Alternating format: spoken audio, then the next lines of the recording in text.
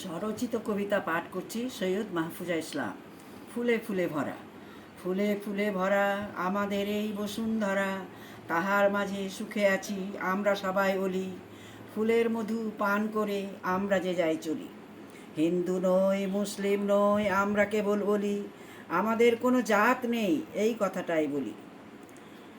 সকলের দেহে চলছে যখন একই রক্তধারা, তবে কেন এত ভাবনা, এত প্রশ্ন করা? মূর্খরা সব জাত বেজাত বলে করছে মারামারি, একই মায়ের সন্তান মোরা, এ কথা কি ভুলতে পারি?